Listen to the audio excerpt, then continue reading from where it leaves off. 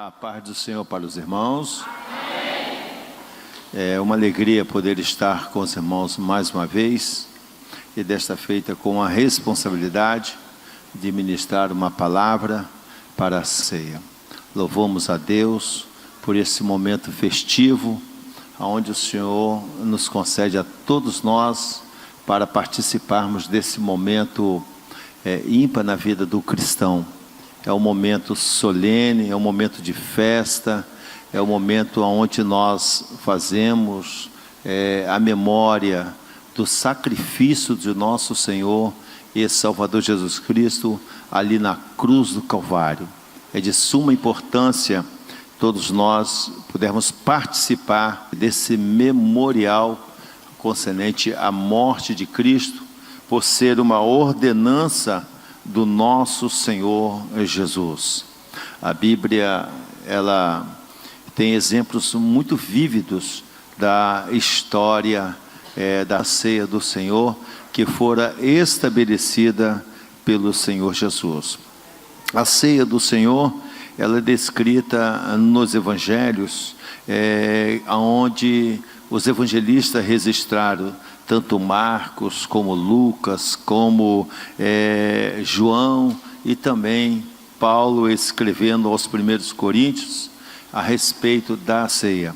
Eu quero me ater nessa manhã, abordar um assunto sobre a sua importância para a igreja. Como é de suma importância para nós participarmos da ceia.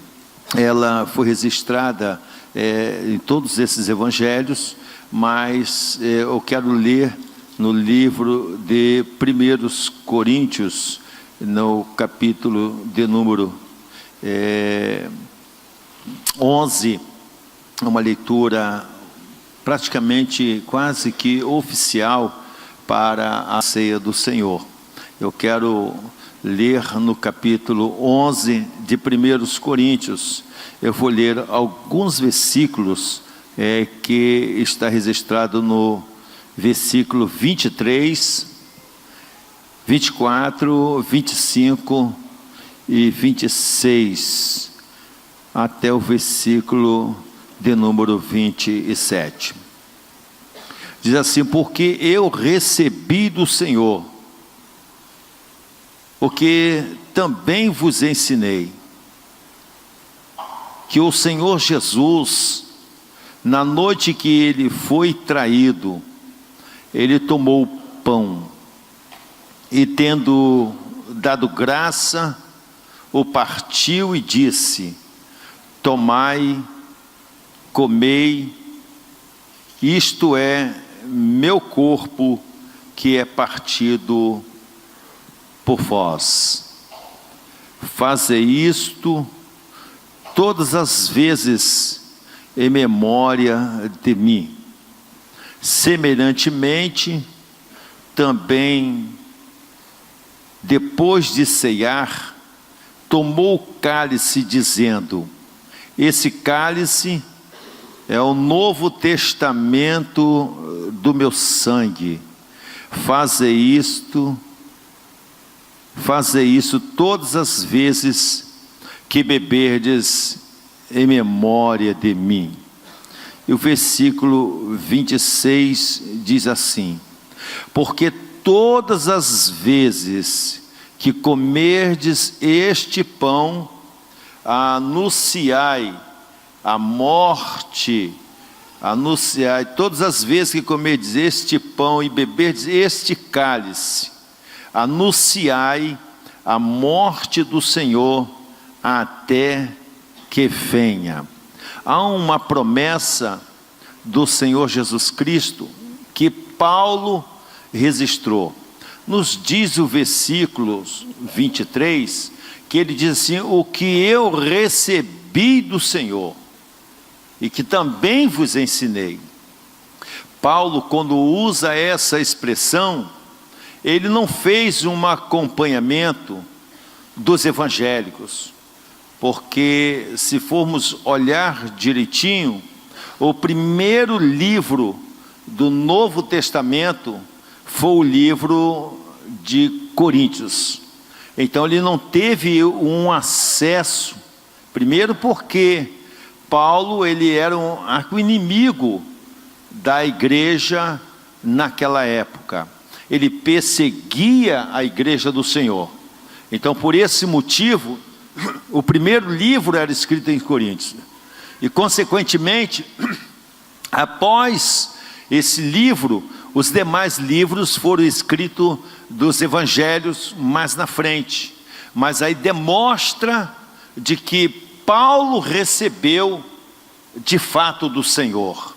Então, consequentemente, quando ele observa os evangelhos, ele então percebe, né, que estava em consonância a sua palavra.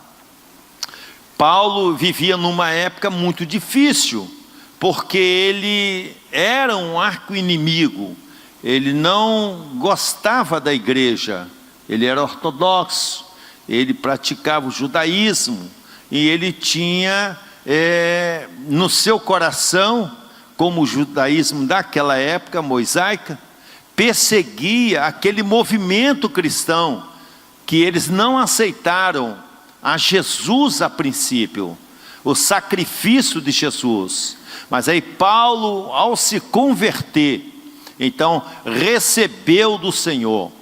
Eu não quero aqui entrar em algum tipo de polêmica, mas o que eu entendo, que quando Paulo teve um encontro pessoal com Jesus, e que foi levado para a casa de Simão em Damasco, com certeza ele teve ali momentos especiais, e com certeza o Espírito Santo começou a revelar o apóstolo Paulo.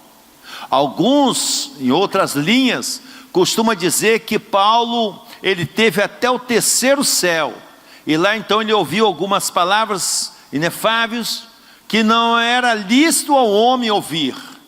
Mas não é isto que nós conseguimos compreender. Ele ouviu especificamente do Senhor, porque da mesma forma que o Espírito Santo, o Senhor Jesus, apareceu a ele no caminho de Damasco, quando ele perseguia a igreja, e ele ouviu a voz de Jesus, ele chamou: Saulo, Saulo, porque tu me persegue?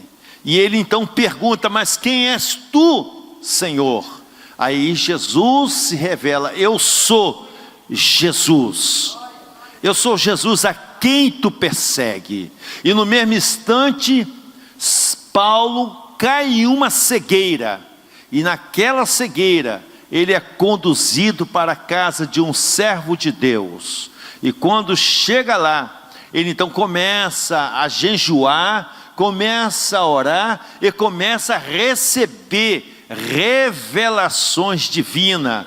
E através desta revelação divina, eu quero crer que quando ele começou a perceber o movimento da ceia, que tinha sido estabelecido pelo Senhor, e que os discípulos começaram a estabelecer na igreja até em Coríntios, ele começou a perceber que havia uma desorganização total. Então ele começou a colocar em ordem todas as regras para uma ceia genuína.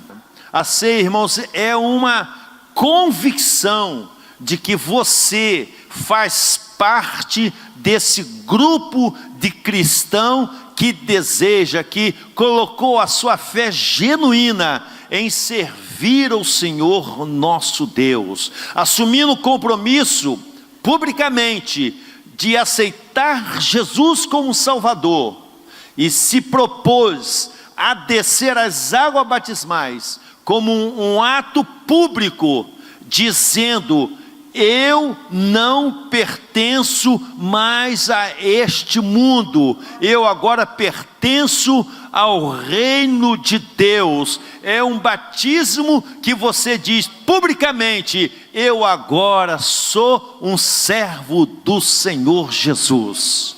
Então dá-se a partir daí esta liberdade deles comungarem junto à ceia. É uma responsabilidade que cada um de nós devemos assumir, porque fazemos lembrança de tudo aquilo que o Senhor Jesus Cristo nos ensinou. Então eu tenho aqui, para poder fazer a minha preleção, eu escolhi aqui um tema que diz a ceia do Senhor e a sua importância. Ela tem uma importância excelente. Em primeiro lugar, ela tem uma importância referente ao passado. Se formos olhar, conforme Jesus Cristo, Ele falou, Ele vai dizer para nós que o passado passou. E diz-nos a Bíblia, que lá em Êxodo no capítulo 12, quando foi instituído a primeira Páscoa, o objetivo dela era somente fazer lembrança de tudo aquilo que Deus fez para com o seu povo. Nós sabemos que o povo tinha sido escravizado por causa de uma quebra de aliança com Deus. E quando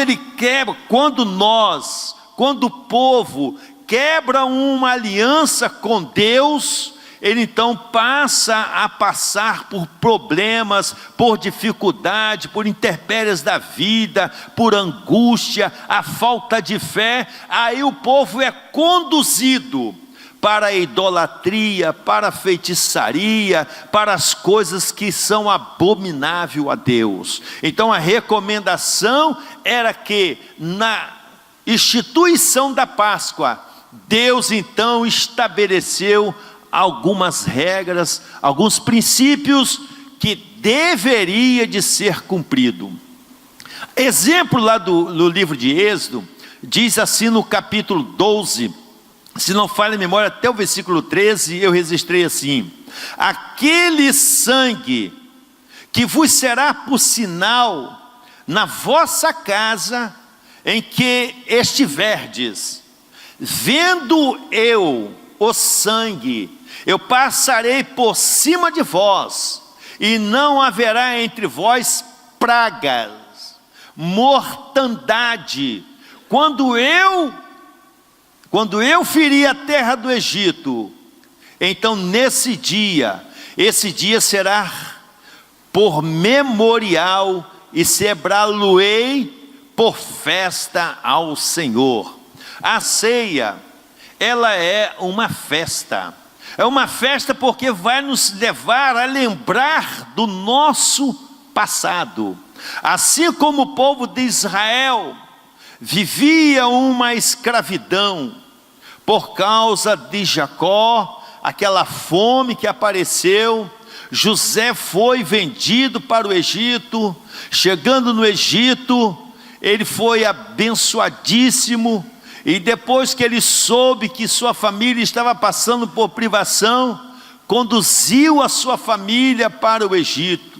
Mas chegou a um determinado ponto, que aonde eles foram residir, numa cidade chamada Gósen, eles começaram a crescer, a multiplicar. Era Deus fazendo aquele movimento, era Deus crescendo aquela nação. Alguns historiadores e algumas linhas costumam dizer que a população cresceu a ponto de 2 milhões de pessoas. Eu vou mais além um pouquinho, talvez quase 3 a 4 milhões. Foi quando José morre e Faraó morre. Aí levanta-se um outro rei, um outro faraó, e começa a ficar preocupado com o crescimento da igreja, com o crescimento do povo, e então começaram a criar um programa para poder escravizar aquele povo, oprimir aquele povo. eles não tinham nenhuma liberdade, não tinha liberdade de consultar a Deus, não tinha liberdade de orar a Deus, não tinha oportunidade de louvar a Deus, mesmo tendo conhecimento em parte, porque eles foram induzidos a adorar os deuses do Egito, os costumes do Egito. Então agora eles precisavam de um libertador. Era uma única fórmula. Deus olhou do céu. O interessante, irmãos, é que Deus olhou lá do céu, e Deus continua olhando lá do céu. Ele sabe aonde você está sendo escravizado, Ele sabe aonde você está sendo oprimido, Ele sabe aonde você está passando por alguma dificuldade mais adversa possível. Ele sabe dos seus problemas conjugais, Ele sabe dos seus problemas financeiros, que você torna-se escravo disso, e não há muitos recursos, mas o nosso Deus, Ele está com os olhos como chama de fogo, olhando para a sua igreja atual, como Ele estava olhando para o povo do Egito. Ele providenciou então um homem chamado Moisés, para tirar ele do Egito. Ao tirar eles do Egito, Deus então estabeleceu uma aliança, estabeleceu então a Páscoa. A Páscoa simbolizava a fórmula de matar um animal, pegar aquele animal, matar ele, pegar aquele sangue daquele animal, derramar em forma de uma bacia, e pegar um isope ou algo que ele pudesse umedecer, e chegar nos umbrais da porta e colocar nos umbrais da porta, porque era a proposta de Deus. Faça a Páscoa, vamos criar, essa Páscoa será o livramento do povo de Israel, porque naquele dia a minha ira, o anjo do juízo, ele vai descer ao Egito, e quando ele descer ao Egito, ele vai entrar em casa por casa, e na casa que ele vê que tiver o sangue nos umbrais, o sangue derramado, diz a Bíblia, que o anjo, ao ver o sangue, ele sobe e passa por cima daquele sangue, e vai em outra casa que não tiver o sangue, ele faz o seu juízo e mata o primogênito daquela casa. Havia pessoas que não eram judeu, não eram hebreu, e eles vendo os milagres anteriores, que Deus tinha transformado a água em vinho, que Deus tinha lançado peste como piolho, como chaga, como mortandade dos animais, como as trevas que aparecia, enfim, o piolho, tudo aquelas pragas, ele sabia que era Deus usando o cajado de Moisés. Muitos creram nesse Deus, e alguns eu tenho quase que certeza, que eles, ao ver os judeus fazer aquilo, porque os judeus chamavam os seus vizinhos, quando a família era pequena, e eles então derramavam o sangue, e o anjo passava por cima, e veio a graça de Deus sobre aquele povo, até que a morte chegou na casa do rei Faraó, e foi a hora que ele determinou a ordem para que aquele povo saísse. A ceia, irmãos, tem uma conotação dessa Páscoa. Essa é a nossa Páscoa. Jesus é a nossa Páscoa. Ele é o Cordeiro, irmãos. Não havia mais solução, o povo continuava pecando. Havia um libertador, o libertador de Israel defendia aquele povo de Israel, e de repente, passado aproximadamente 40 anos, aproximadamente, ou mais um pouquinho, voltava tudo de novo. O povo era seduzido e enganado pelas outras nações a cultuar outros deuses, a adorar outros deuses, e aí Deus descia sobre eles outra maldição. Deus levantava o profeta, e o profeta assumiu o compromisso de falar para o povo voltar ao arrependimento, para que eles tivessem paz na sua casa, paz na sua terra, e tudo quanto ele plantasse, ele iria colher, tudo quanto ele fizesse, ele iria ter paz, tudo quanto ele pensasse em realizar, ele tinha segurança, porque Deus estava no meio deles. O maior resultado em que nos chama a atenção foi que este memorial, isto era como memorial para Israel. Israel fazia Páscoa, mas tinha como memorial, uma vez por ano, eles tinham que realizar a Páscoa. E Jesus Cristo, dando esse exemplo, ele participou também da última Páscoa. E quando Jesus participou da última Páscoa, era uma festa de bom ázimo, era a festa da Páscoa, era uma festa que todo o povo estava reunido, e havia história aqui, que Jesus mandou os discípulos ir na casa de uma pessoa, que lá tinha uma mobília preparada para a Páscoa, e ele foi, preparou a Páscoa, e agora ele institui como memorial a ceia do Senhor. Em algumas igrejas, eles têm a Santa Ceia, eles programam a Santa Ceia de acordo com o nosso calendário, uma vez por mês. Algumas igrejas faz a Santa Ceia semanal, outras igrejas faz anual. Não quero dizer que eles estão errados, não quero.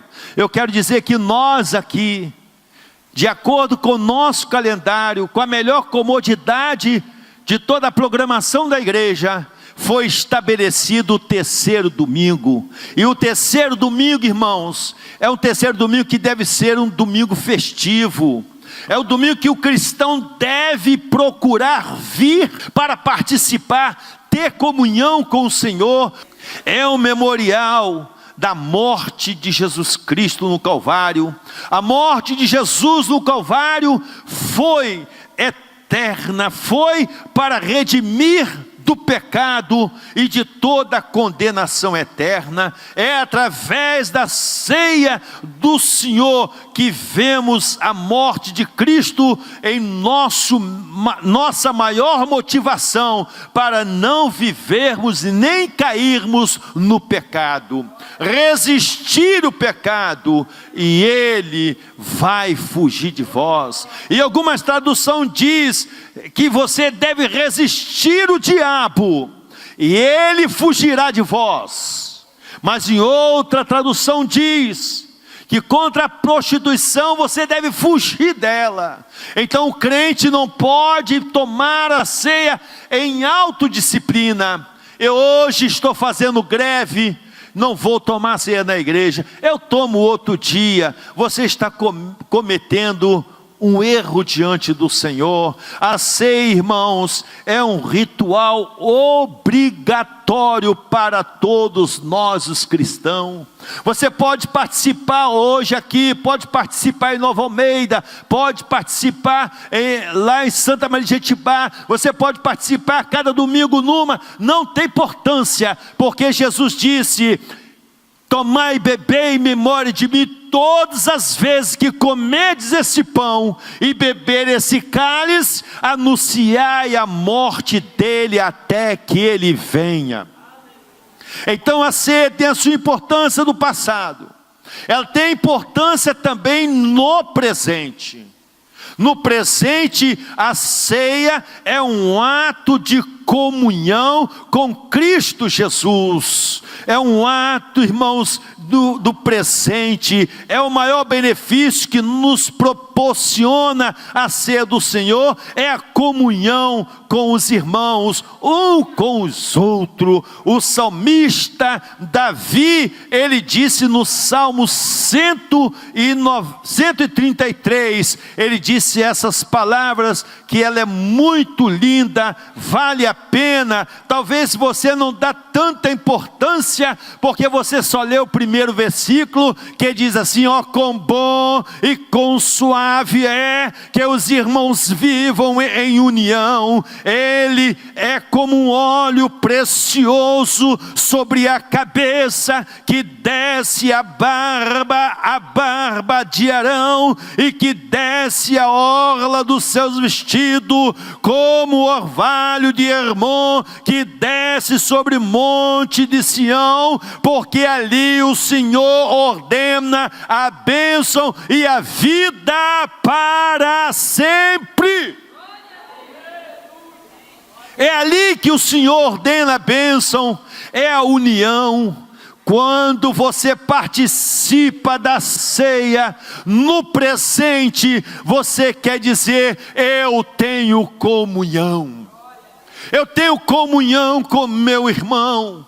Às vezes nós temos algumas diferenças de ideologia, às vezes nós temos alguma diferença de ideias, às vezes nós temos diferença de classe social, às vezes nós temos diferença da cor, mas a Bíblia diz que lá no céu vai subir os salvos remidos pelo sangue de Jesus, raça, tribos e nações. Vamos estar todos reunidos com o Senhor através da ceia do Senhor.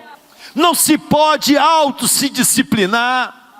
Se você pecou, a Bíblia fala que temos junto do Pai o Espírito Santo, o nosso Paracleto, o nosso advogado, que intercede por nós para perdoar os nossos pecados. Ele está sentado à destra de Deus Pai, o Todo-Poderoso, para dizer: Pai, perdoa eles, Pai, porque eles não sabem o que fazem. Eles estão no mundo e o mundo vos odeia.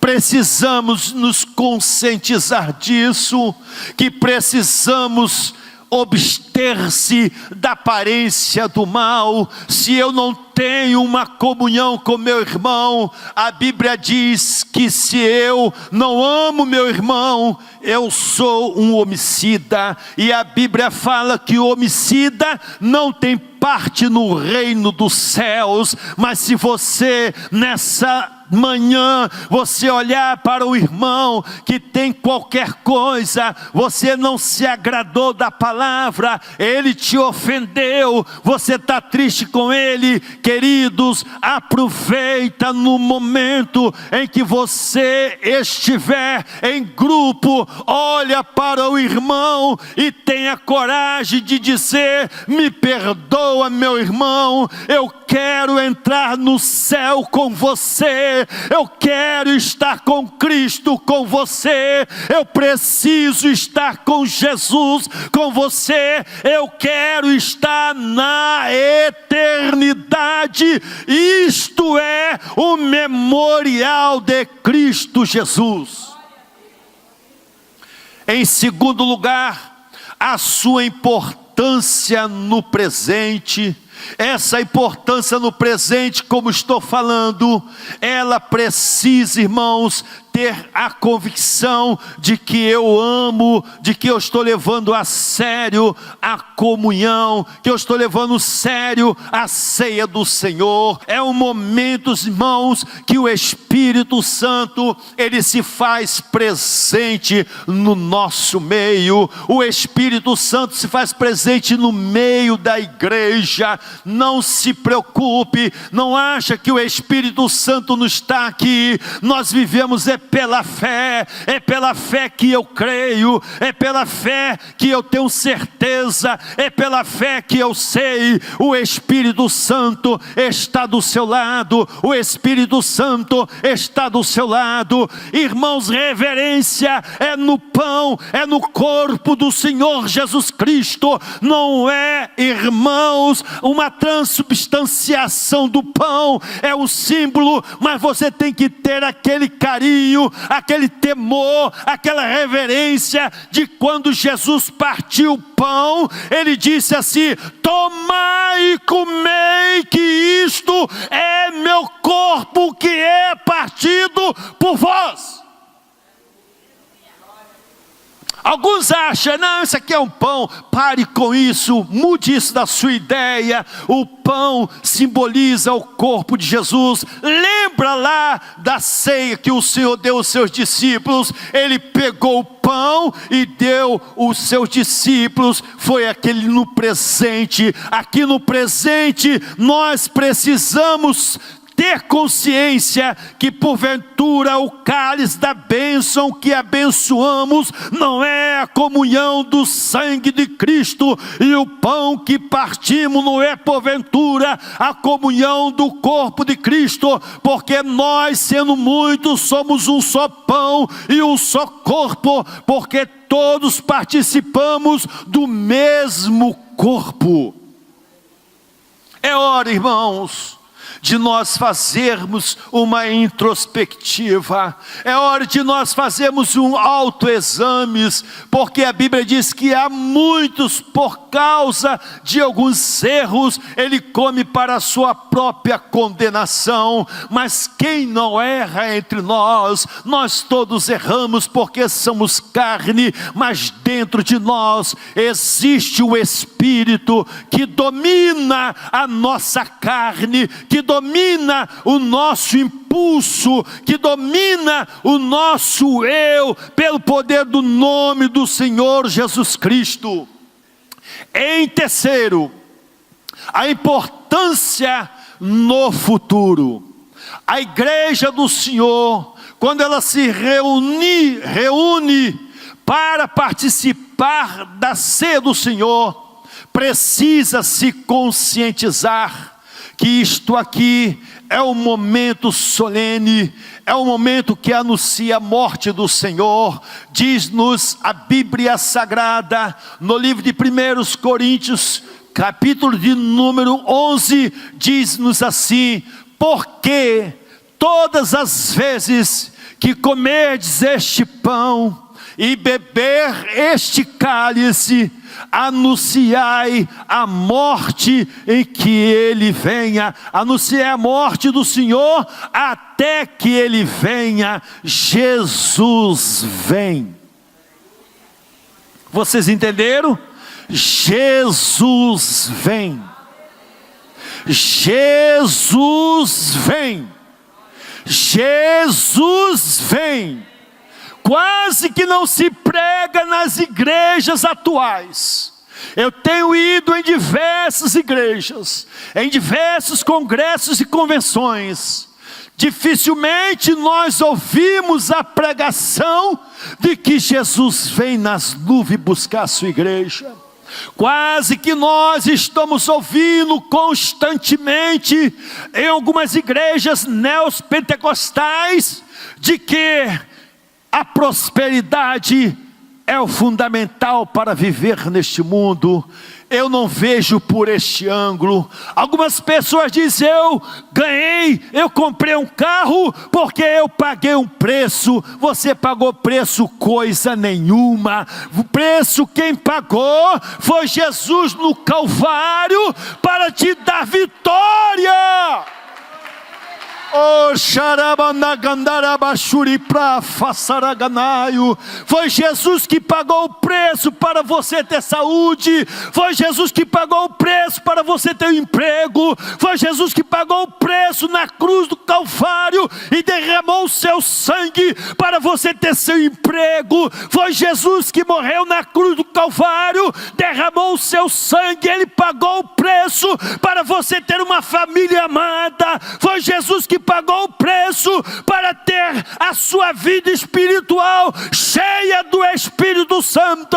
Foi Jesus que pagou o preço para você dar glória a Deus e aleluia. Foi Jesus que pagou o preço para você falar em línguas estranhas. Foi Jesus que pagou o preço para você ter saúde. Ele pagou o preço. Glória a Deus, glória a Deus. Aleluia. A ceia do Senhor tem realmente importância no futuro.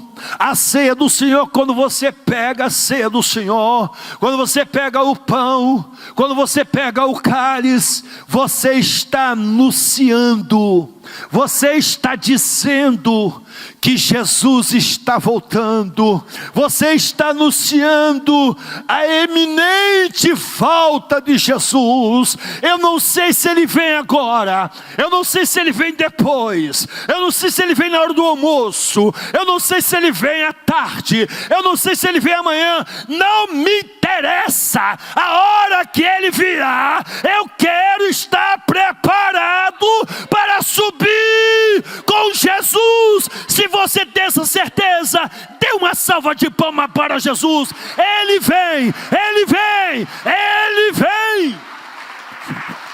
Oh, aleluia.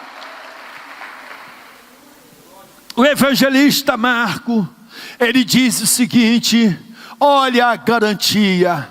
O evangelista Marcos diz no capítulo 14, versículo 23 e o versículo 25, ele diz assim: em verdade vos digo, que não bebereis mais do fruto desta vide, até aquele dia em que eu beba de novo no reino de Deus. Você sabe o que quer dizer isso? Jesus, Ele vai vir buscar a igreja. E eu tenho um texto aqui que eu acho ele lindo. Eu prefiro ler para os irmãos. Paulo escrevendo aos Tessalonicenses, no capítulo de número 4, ele diz assim, quando a Bíblia fala em que ele vai vir buscar a igreja, olha o que vai acontecer, irmãos. Momento de nós ficarmos atentos, momento de nós ficarmos vigilantes, é o momento de fazer uma retrospectiva, desde o dia que você aceitou Jesus. O que está acontecendo? Você está na mesma fé? Você ainda está tentando, ou você está sendo embaraçado por alguma coisa? Algo está tentando te desanimar, algo está tentando tirar você do foco. Você precisa se conscientizar disso aqui.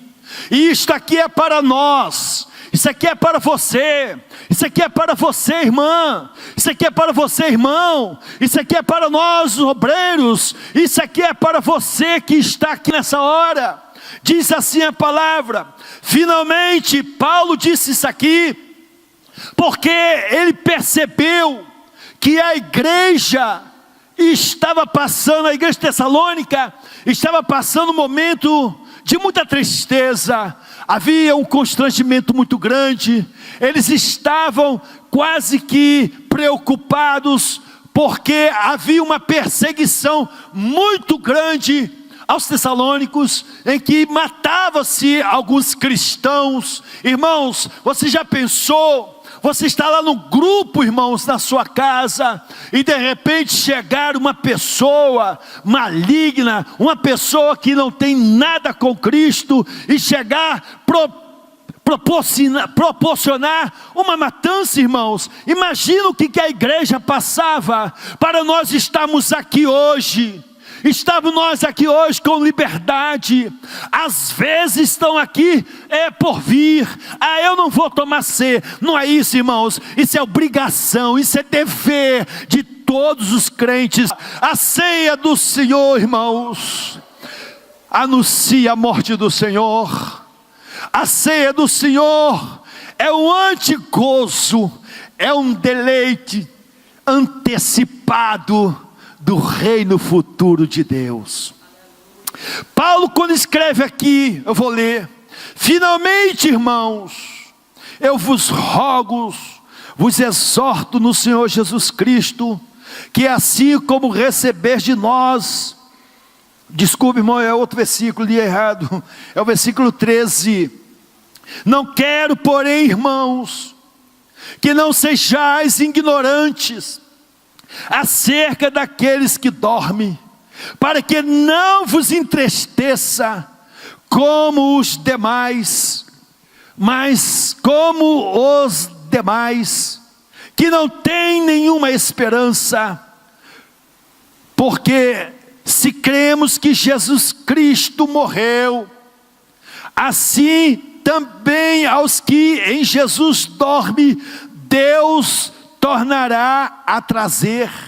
Dizemos vós, pois isto pela palavra do Senhor, que nós, aleluia, os que ficarmos vivos para a vinda do Senhor, não procederemos aos que dormem, porque o mesmo Senhor descerá do céu com alarido, e com voz de arcanjo, e com trombeta de Deus, e os que morreram em Cristo ressuscitarão primeiro, e depois nós, o que ficarmos vivos, seremos arrebatados juntamente com Ele nas nuvens, e encontrarmos nos ares com o Senhor, e estaremos para sempre com Ele.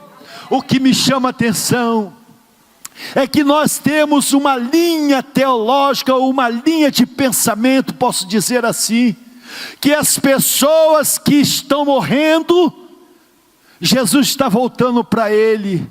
Não é verdade isso. A Bíblia diz que todos aqueles que dormem em Cristo Jesus vai para o paraíso, que era o antigo seio de Abraão. E nós, o que ficarmos vivos, seremos, irmãos, transformados. Oh, aleluia! Eu já ouvi alguns ensinamentos de que essa roupa que a irmã, que o irmão está, que o Rogério está, que Júlio está, e que Lorival Júnior está, essas roupas vai cair tudo aí, a Bíblia vai cair. Eu não creio nisto. Eu creio que Jesus, quando determinar a ordem da transformação, tudo que é material, tudo que está no meu corpo se transformará em um corpo celestial, uma veste celestial, e com certeza vou estar apto para subir. Os mortos em Cristo levanta, e agora, quando os mortos em Cristo ressuscitam primeiro, nós que estamos vivos seremos transformados num abrir e fechar de olhos, subiremos. Olha o segredo: subiremos, vamos encontrar com os mortos nos ares, e depois encontraremos com o Senhor com voz de arcanjo, com trombeta de Deus. Aleluia, aleluia, com voz de arcanjo receberá o Senhor no céu toda a igreja, e vamos subir e vamos entrar na boda do Cordeiro. Oh querido, daqui a pouco os nossos obreiros vão entregar o cálice e o pão, mas naquele dia, irmãos, vai ser o Senhor Jesus Cristo que vai pegar aquele pão e vai dizer: meus servos, meus escolhidos, este pão foi o pão que foi partido por vós, isto foi o meu corpo que foi partido, tomai e comei. E depois ele vai pegar o cálice e vai dizer: esse cálice é o Novo Testamento do meu sangue, que eu derramei por vós para a remissão do pecado. E vamos ceiar com o Senhor. Os anjos não estarão presentes nessa ceia, estarão remidos pelo sangue de Jesus Cristo. Quantos querem participar dessa ceia? Quantos querem participar desse grande banquete? Está na hora de você então começar a fazer uma introspectiva e pensar: eu quero ter comunhão com meus irmãos, Senhor. A diferença que o irmão A, o irmão B, o C, D, F tem, Senhor Deus, eu tenho que suportar, porque a minha Bíblia fala, Senhor, que eu preciso amar o meu irmão com toda a sua fragilidade, com todo o seu engano. É difícil amar o irmão que não tem o mesmo pensamento que você tem, mas abrace o seu irmão.